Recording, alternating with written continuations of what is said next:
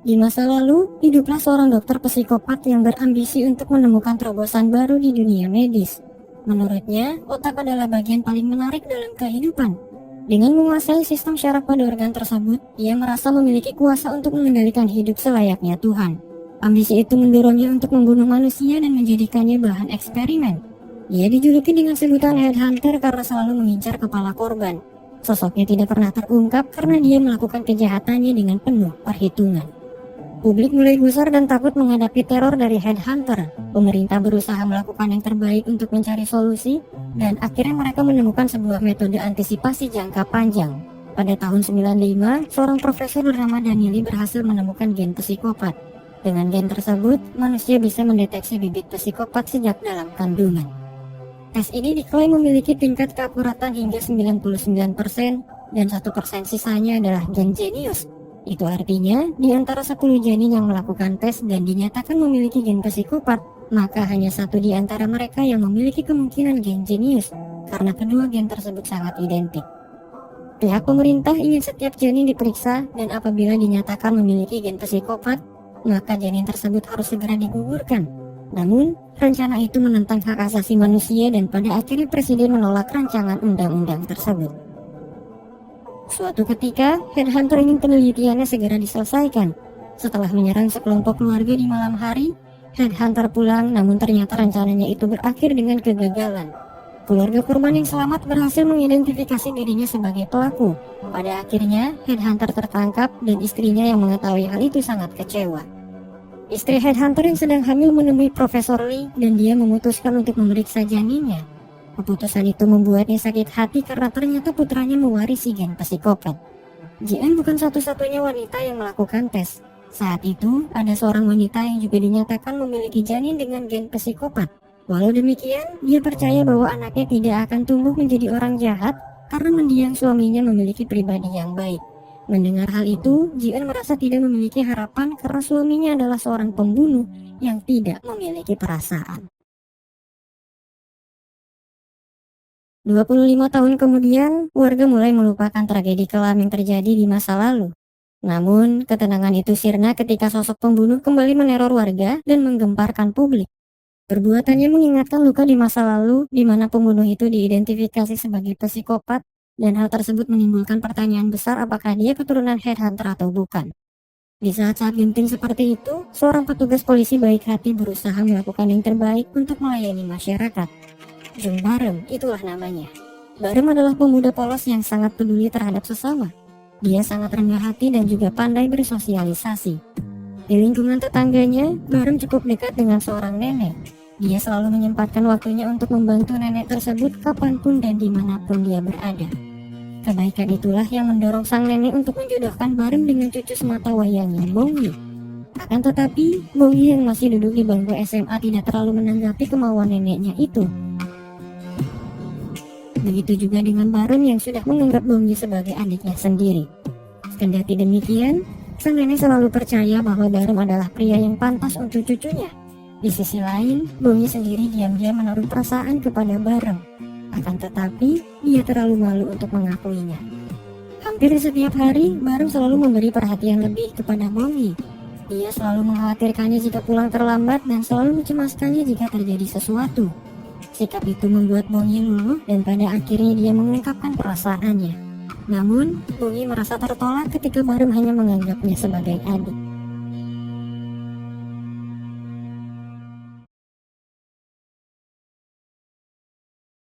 Sudah 25 tahun, headhunter mendekam di penjara sebelum menerima hukuman matinya. Walau begitu, negara kembali terancam setelah sosok pembunuh berantai kembali meneror warga. Seorang detektif bernama Muchi berusaha melakukan yang terbaik untuk menyelidiki kasus tersebut. Dalam prosesnya, seorang reporter bernama Hongju melibatkan diri ke dalam penyelidikan. Dia akan mengumpulkan bukti untuk dijadikan konten pada acara TV bernama Sherlock Hongju yang sedang dia pegang. Pada akhirnya, Muchi dan Hongju saling bekerja sama untuk mengungkap kasus pembunuhan tersebut. Di masa lalu, Muchi dan kakaknya Muwon berhasil bertahan hidup ketika headhunter merenggut nyawa orang tuanya. Namun, Muwon terluka parah dan dia mengalami cacat seumur hidup. Luka lama tersebut menumbuhkan ambisi pada diri Muchi untuk balas dendam. Dia selalu bersumpah akan mencari putra Headhunter dan membunuh Headhunter di hadapan putranya itu. Dia ingin putra Headhunter merasakan apa yang dia rasakan di masa lalu, karena menurutnya itu adalah hukuman yang pantas dan setimpal untuknya.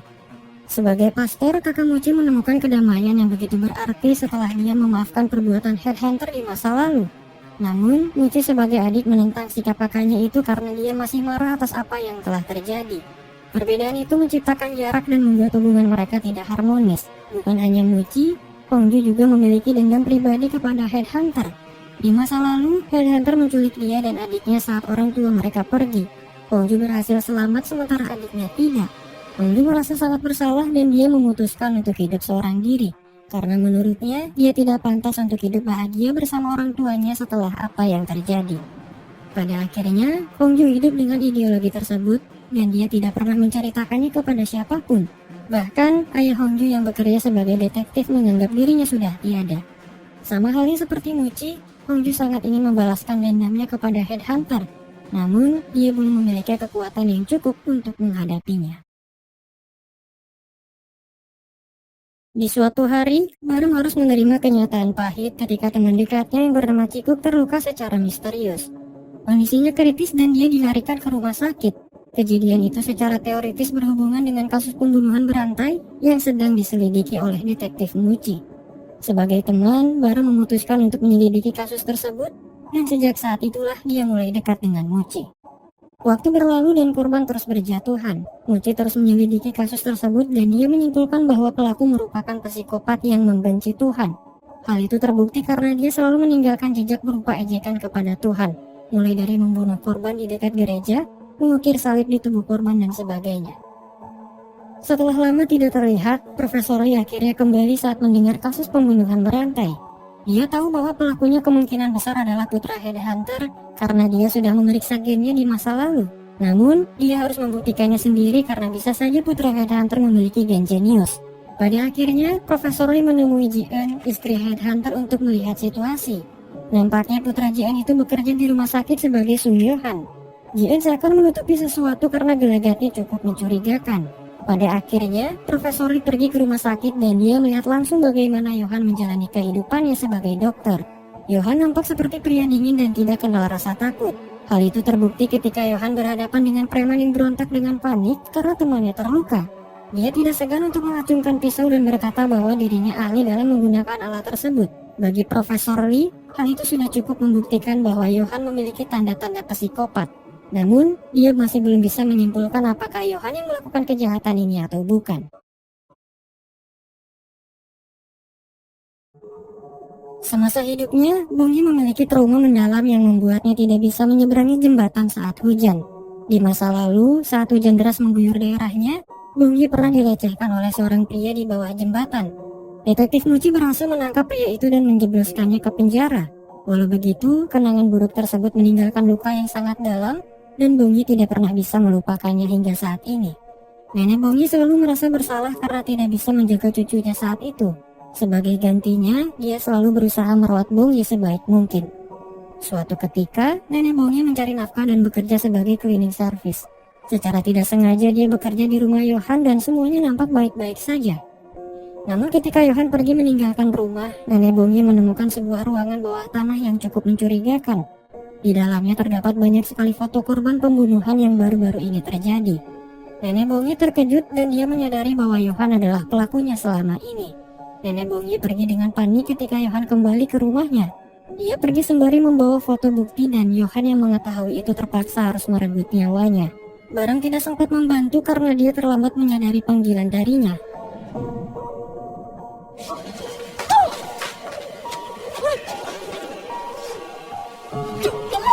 Ketika Bareng mengejar sosok Yohan, dia mengalami kecelakaan dan Yohan berhasil kabur dengan identitasnya yang belum terungkap. Bungi sangat sedih ketika tahu neneknya sudah tiada. Dia merasa bersalah karena pernah menyalahkan neneknya atas kejadian yang menimpanya di masa lalu. Dengan Bareng yang terus ada di sisinya, Bungi percaya bahwa dia bisa melewati cobaan ini bersamanya. Petunjuk semakin mengarah kepada Yohan, akan tetapi detektif Mochi dan Bareng belum menyadarinya. Satu persatu potongan teka-teki mulai terkumpul dan mereka berusaha untuk merangkainya. Sebagai detektif, Muci berusaha menggunakan ilmu deduksinya untuk menggabungkan observasi dengan logika, dan setelah itu dia akan menarik kesimpulannya. Dalam acara jumpa pers, Muci berusaha menjawab pertanyaan media terkait kasus yang sedang dia tangani. Muci berkata bahwa kasus nenek Bongi juga berkaitan dengan kasus tersebut, dan kini dia sedang berusaha mencari tahu motif pelaku yang sebenarnya. Di akhir pertemuan itu, secara misterius sang predator menghubungi Muci dan memberitahunya bahwa dia telah menculik seorang anak.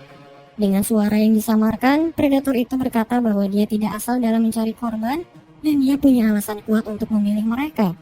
Jika Muci bisa mengetahui alasannya, maka nyawa anak itu akan diampuni.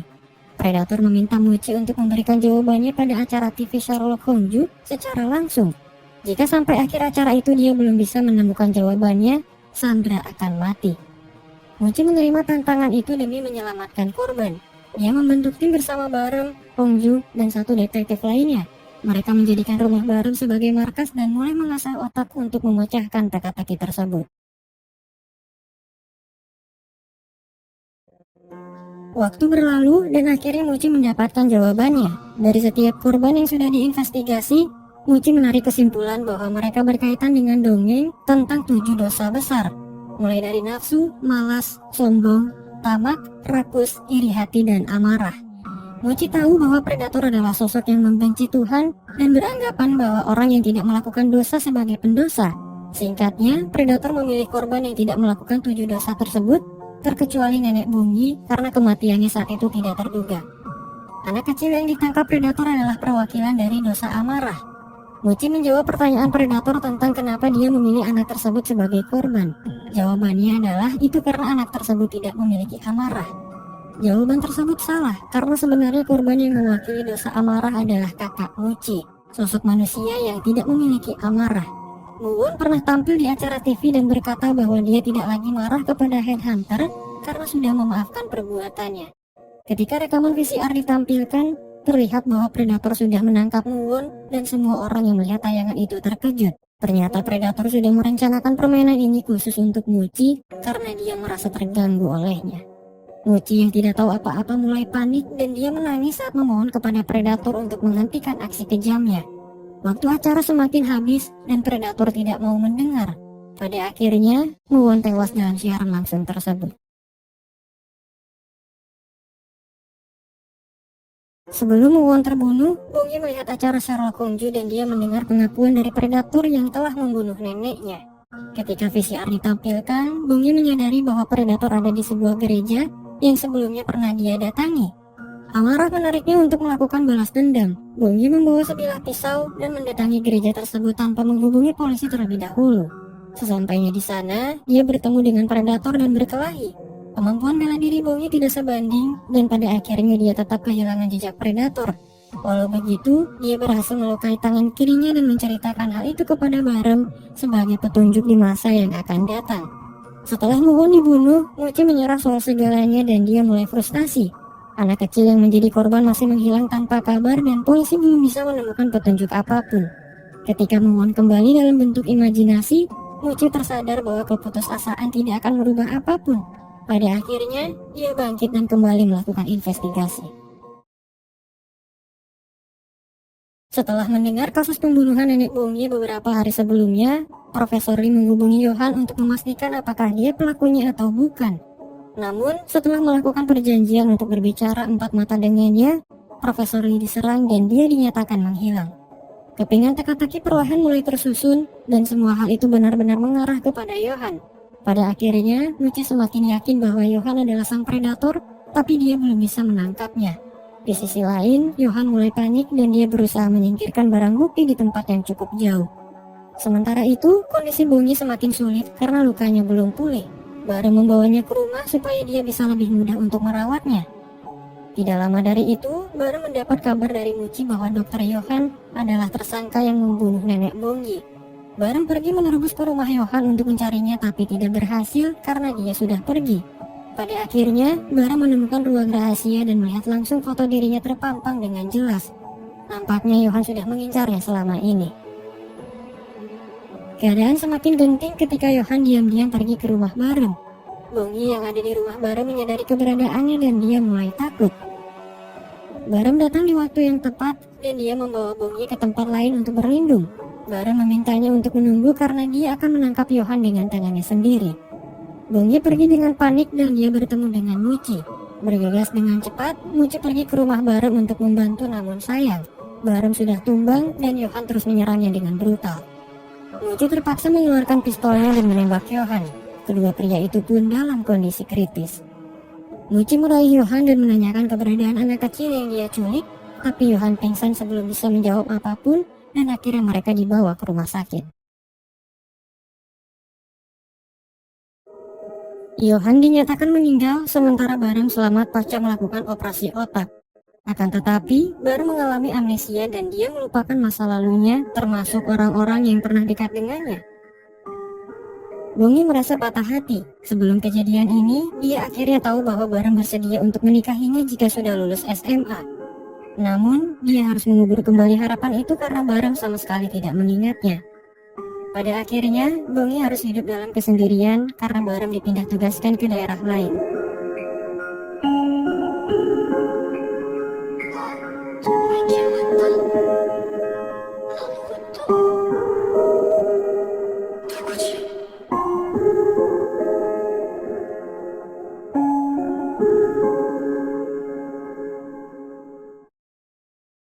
Di saat yang sama, sosok pria yang pernah melecehkan Bongi baru saja bebas dari penjara.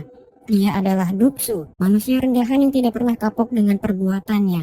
Di masa lalu, dia dijebloskan ke penjara oleh Muci, namun entah kenapa dia bisa mendapat hukuman lebih ringan dari seharusnya. Muci memperingatinya untuk tidak mengganggu Bongi lagi. Dia merasa bertanggung jawab karena Bongi masa lalu pernah memintanya untuk balas dendam kepada Duksu.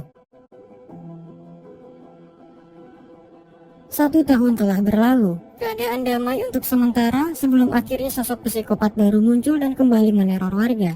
Setelah cukup lama berpisah, Barem akhirnya bertemu dengan Muci dan dia mulai mengingatnya.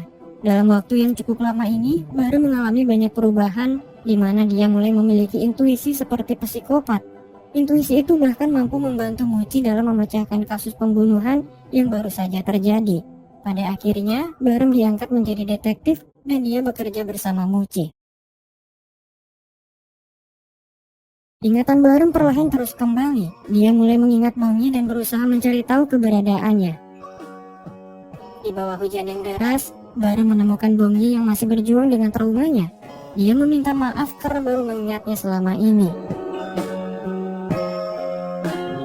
Pada akhirnya, mereka kembali bersama dan membuka lembaran baru.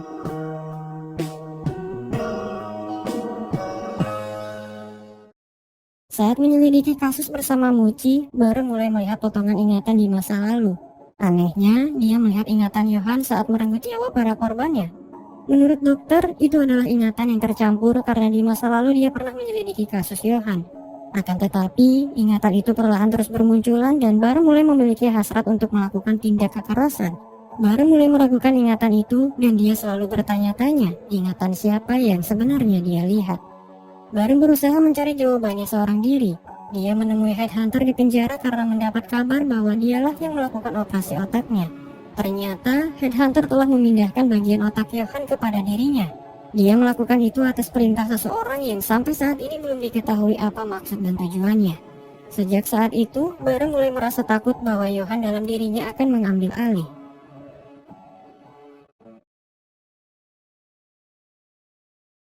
Intuisi psikopat dalam diri Barem mulai tidak terkendali. Saat dia menemukan seorang penjahat yang diidentifikasi sebagai psikopat, Barem membunuhnya dan dia merasa puas akan hal itu.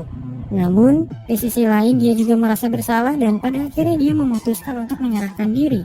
Akan tetapi, semua bukti kejahatan yang dia lakukan tiba-tiba menghilang. Ternyata itu adalah perbuatan Profesor Lee yang secara tidak terduga masih hidup. Profesor Lee menemui Barem dan menceritakan semuanya. Dia menjelaskan bahwa Barem akan terus berbuat jahat karena bagian otak Johan sudah mempengaruhinya. Profesor Lee menyarankan Barem agar dia menggunakan intuisinya untuk membasmi psikopat lain. Awalnya Barem tidak setuju, namun ketika dia hilang kendali dan hampir membunuh Bongi, Barem sadar bahwa dia harus menyalurkan hasratnya pada orang yang tepat. Mereka adalah para psikopat yang sejatinya akan terus berbuat jahat walaupun sudah dihukum. Suatu ketika, Barem akhirnya tahu apa yang terjadi kepada Bongi di masa lalu. Dia mulai mencari Duksu untuk membunuhnya sekaligus membalaskan dendam Bongi. Barem tidak tahu apakah dia merasa senang atau bersalah setelah membunuhnya. Satu hal yang pasti, dia mulai tersiksa dengan kondisi mentalnya saat ini.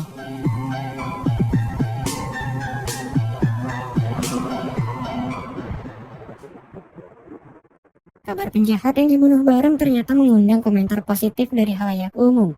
Mereka merasa bahwa para penjahat itu pantas mendapatkannya. Namun, di sisi hukum perbuatan itu tetap salah, dan Muci berusaha keras untuk mencari tahu siapa pelakunya.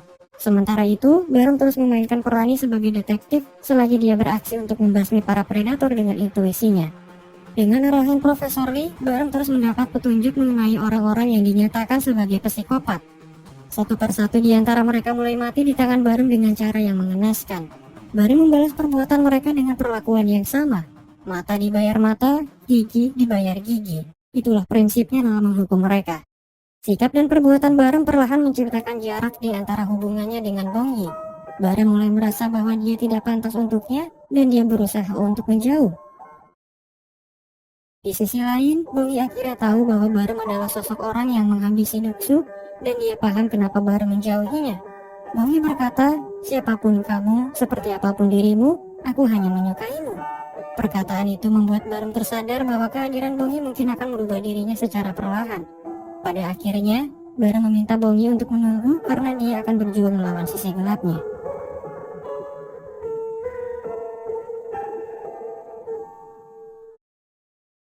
Sejak saat itu, Barem hanya memberi pelajaran kepada para psikopat yang dia temui dan menyerahkan semuanya kepada pihak yang berwajib. Barem yakin bahwa ada cara lain untuk membalas mereka selain kematian. Ingatan Barem kembali sepenuhnya. Dia akhirnya tahu bahwa semua ingatan Johan adalah miliknya sendiri, dan itu artinya dia adalah sang predator yang sebenarnya. Barem terkejut ketika melihat Hankook, anak kecil yang dia tangkap, sudah meninggal di ruang bawah tanah miliknya. Barem juga mulai ingat bahwa selama ini dia hanya berpura-pura baik di hadapan orang. Dia adalah sosok pembenci Tuhan, orang munafik yang bermuka dua, psikopat kejam, brutal, dan tidak memiliki perasaan. Pertemanannya dengan Cikuk hanyalah sandiwara. Kebaikannya pada nenek Bongi adalah kepalsuan. Rasa sukanya kepada Bongi hanyalah permainan. Dan semua hal itu tertutupi oleh muka lugunya. Selama ini Johan sudah tahu siapa Barem dan dia ingin menghentikannya. Dengan bantuan teman satu-satunya, Johan berusaha untuk mencari tahu apa motif Barem melakukan kejahatannya. Oleh karena itulah, dia memata-matai Barem dan mengumpulkan foto-fotonya. Akan tetapi, semua rencananya kacau ketika nenek Bongi salah paham kepadanya. Pelaku yang membunuh nenek Bongi sebenarnya adalah Barem, namun polisi selalu mencurigai Johan karena Baremlah yang menggiring mereka untuk melakukan itu. Ketika polisi mulai memburu Johan, dia memutuskan untuk menghadapi Barem seorang diri. Namun rencananya kembali gagal ketika Muci datang menembaknya. Barem merasa bersalah dan dia memutuskan untuk mengakhiri hidupnya. Namun, Profesor Lee mencegahnya dan memberitahu Barem bahwa umurnya tidak akan lama lagi karena operasi otaknya masih memiliki kekurangan. Profesor Lee berkata bahwa dia salah mengira kepada Johan yang ternyata memiliki gen jenius. Dia juga menjelaskan bahwa apa yang mempengaruhi Barem setelah operasi bukanlah sifat jahat, melainkan sifat baik yang dimiliki Johan. Itulah yang membuat Barem merasa bersalah karena sekarang dia memiliki perasaan dan hati nurani. Di masa lalu, terungkap bahwa Johan dan Barem ditukar oleh ibu mereka masing-masing.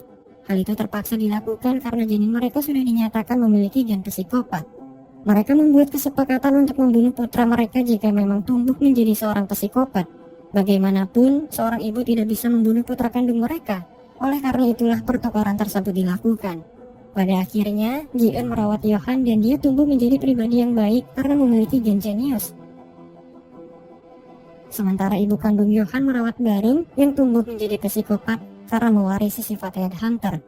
Sesuai perjanjian, ibu kandung Johan menguatkan tekadnya untuk mengakhiri hidup Barem tapi gagal karena ada pihak lain yang menghalanginya.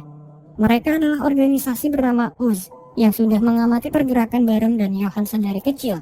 Organisasi itu dikendalikan oleh Choi Yong-shin, seorang pejabat yang kecewa kepada pemerintah karena tidak mengesahkan undang-undang gen psikopat beberapa tahun yang lalu. Ibu Choi memiliki ambisi untuk menciptakan dunia tanpa kejahatan. Oleh karena itulah, dia menjadikan Barem dan Johan sebagai tikus percobaan. Organisasi itu ingin Barem dan Johan tumbuh menjadi psikopat. Namun nyatanya Baremlah yang memiliki tanda-tanda seperti itu.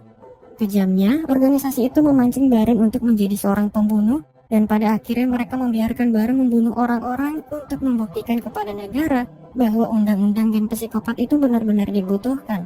Ketika Barem dikalahkan Johan, organisasi itu meminta Headhunter untuk menyelamatkan Barem karena dia masih membutuhkan sosoknya. Headhunter menerima tawaran itu karena dia sudah tahu bahwa Barem adalah putra kandungnya. Naasnya, demi mewujudkan hal itu, Johan yang sebenarnya selamat dari tembakan Muci harus dibunuh, supaya Headhunter bisa mengambil bagian otaknya untuk menyelamatkan Barem. Semasa hidupnya, Johan tidak pernah hidup dengan tenang karena orang-orang mengira bahwa dia adalah putra pembunuh. Saat remaja, dia selalu mendapat perlakuan buruk dari teman-temannya. Bahkan, dia pernah dipukuli hingga kritis hanya karena memegang status sebagai putra Headhunter yang pada nyatanya itu tidak benar. Dari sekian banyaknya orang, reporter Hongju merupakan salah satu sosok yang bisa menerima Johan. Walaupun Hongju memiliki dendam kepada Headhunter, dia sadar bahwa apa yang dilakukannya tidak berhubungan dengan Johan. Setelah mereka dipertemukan, Hongju menjalin hubungan spesial dengan Johan dan dia tidak pernah menceritakannya kepada siapapun. Fitnah yang menimpa Johan sempat membuat Hongju kecewa kepadanya. Bahkan dia sempat berpikir untuk menggugurkan bayi Johan yang ada dalam kandungannya. Namun, dia merasakan kejanggalan dan mulai menyelidiki kasus ini seorang diri. Dia juga mengakui hubungannya dengan Johan kepada publik dan orang-orang mulai mencibirnya. 1 tahun setelah Johan meninggal, Hongju sudah melahirkan putranya dan dia membesarkannya dengan penuh kasih sayang. Putra Hongju tidak bersalah, namun dia tetap mendapat perlakuan yang tidak mengenakan, terutama oleh pengasuhnya yang tidak memiliki hati nurani. 1 tahun yang lalu, setelah Johan dinyatakan meninggal, Hongju bertemu dengan Profesor Lee yang berhasil bertahan hidup. Di malam saat Profesor Lee akan bertemu dengan Johan, organisasi OS datang menyerangnya karena mereka tidak mau rencananya terungkap. Pada akhirnya, Johan menemukan Profesor Lee dan dia merawatnya sebisa mungkin. Profesor Lee memang memiliki hubungan kerjasama dengan pemimpin OS. Dia sama-sama ingin menciptakan dunia tanpa kejahatan. Namun, Profesor Lee tidak bisa menerima cara yang dilakukan pemimpin OS karena menurutnya itu tidak manusiawi. Profesor Lee menceritakan semuanya kepada Hongju dan akhirnya dia tahu apa yang sebenarnya terjadi. Hongju juga akhirnya tahu bahwa Barem adalah sang predator, tapi dia tidak langsung melaporkannya karena ingin membersihkan nama Johan terlebih dahulu. Sejak saat itulah, Hongju meminta Profesor Lee untuk memancing Barem supaya dia menyalurkan hasratnya pada orang yang tepat. Selagi melakukan itu, Hongju menyiapkan cara terbaik untuk membongkar semua teka-teki ini.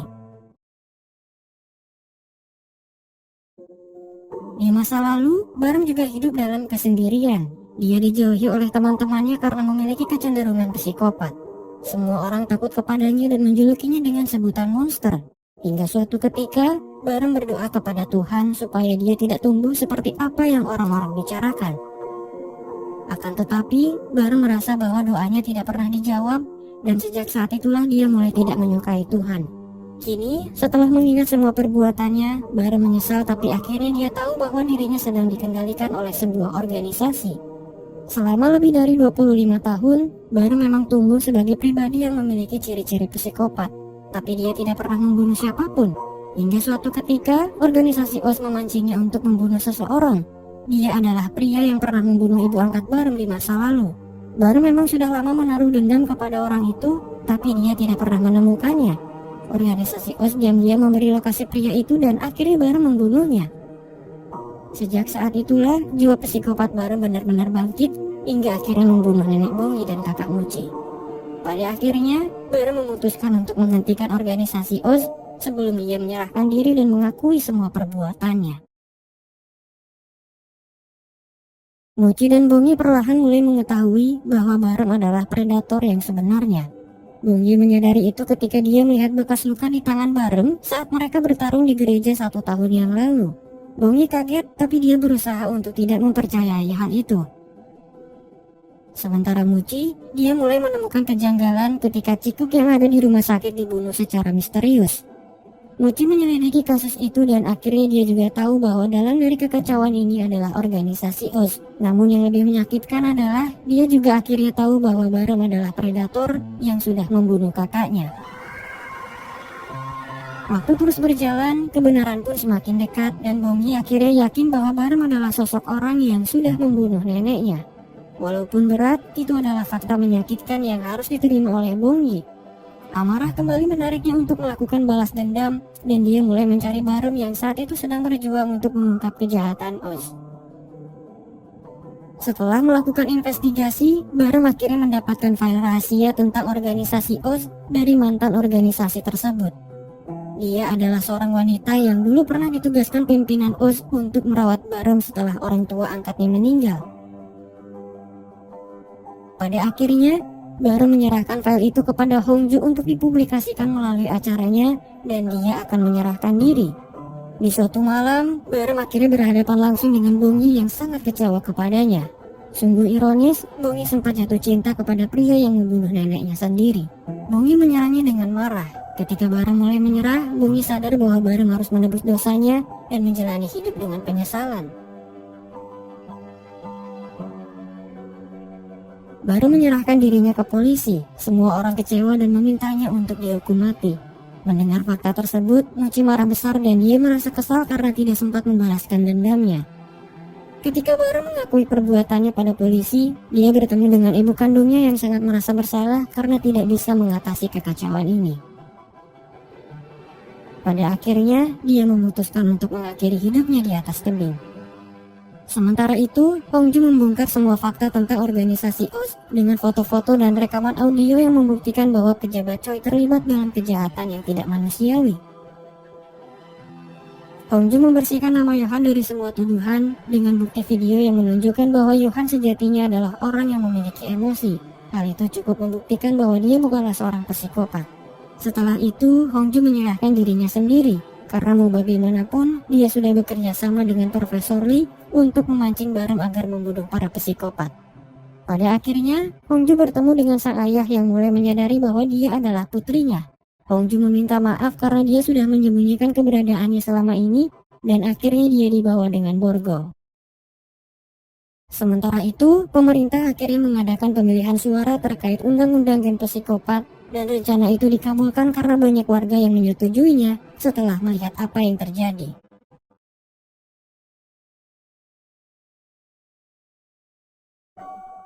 Setelah divonis hukuman mati, Barem dipenjara sebelum dia dieksekusi di masa yang akan datang.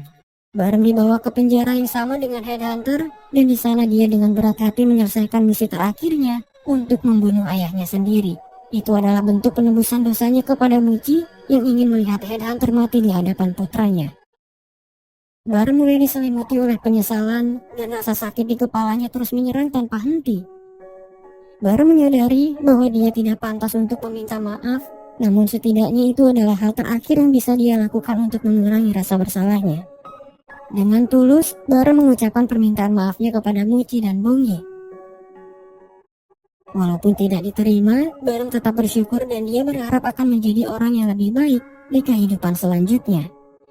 Penyesalan adalah bagian dari pengalaman hidup dan hikmah adalah hal terbesar yang terkandung di dalamnya. Penyesalan akan datang di akhir karena itu menandakan bahwa waktu tidak dapat diulang. Walau begitu, tidak ada kata terlambat untuk memperbaiki diri sendiri dan menjadi lebih baik. Pada akhirnya, Barem menyadari bahwa selama ini Tuhan mendengar setiap doa yang dia panjatkan, dan perasaan adalah jawaban yang diberikan Tuhan untuknya. Perasaan tersebut menjadi anugerah sekaligus hukuman untuk Barem atas apa yang telah dia perbuat. Walau hanya sesaat, Barem merasakan kedamaian ketika dia berhalusinasi di akhir hayatnya. Barem bertemu dengan sosoknya di masa lalu dan mengatakan padanya bahwa Tuhan mengabulkan keinginan mereka untuk tidak menjadi monster. Pada akhirnya, Barem meninggalkan dunia ini dengan tenang.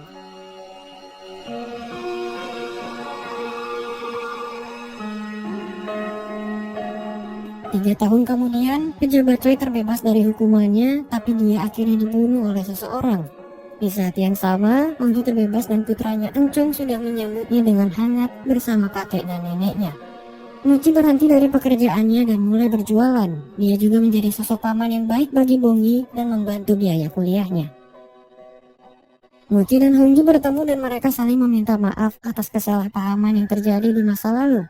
Pada akhirnya, Muji memaafkan perbuatan Baram dan dia pergi mengunjungi Nisani untuk mengucapkan selamat tinggal. Tidak semua orang dapat mudah memaafkan, kecuali mereka yang berhati mulia dan berjiwa besar. Memaafkan bukan tentang siapa yang salah dan siapa yang benar. Memaafkan adalah bentuk pilihan seseorang atas kedamaian di dalam hatinya.